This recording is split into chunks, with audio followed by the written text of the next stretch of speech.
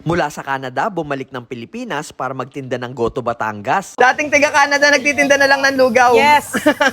na may kumpletong laman ng baka katulad ng tumbong, tuwalya, baga at taba. Hello ma'am, magandang hapon po. Happy New Year. Hello, Happy New Year din. Ma'am, ano tong mga binibenta mo? Ang daming laman loob. Ito po siya, Gotong Batangas po.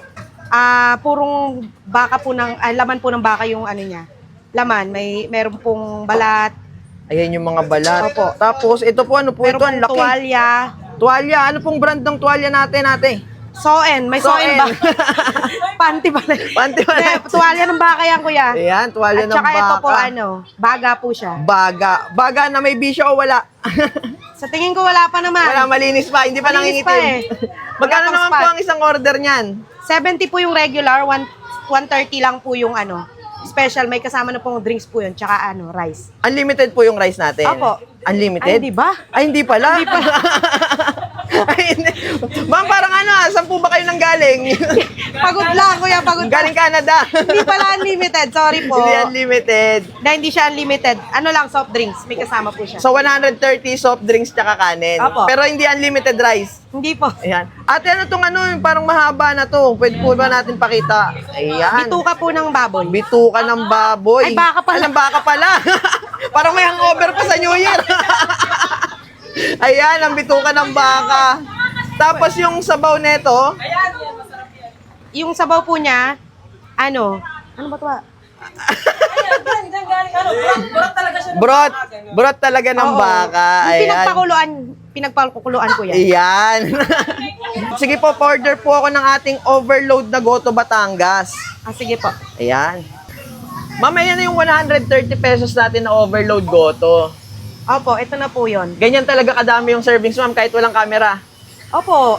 Yan. Tapos lalagyan na natin ng sabaw. Uy.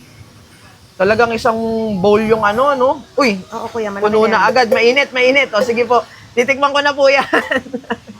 Ito yung 130 pesos na overload Goto dito sa Gutuhan ni Jai. Dito yan sa may Bulian silang Cavite. Tapat lang sila mismo ng lumang palengke. Grabe, ganito kadami yung servings. At may kumpletong laman ng baka katulad ng mga tumbong, mga baga, tuwalya, may gulay, taba, at kung anong-ano pan laman ng baka. Tikman muna natin yung sabaw ng kanilang Goto.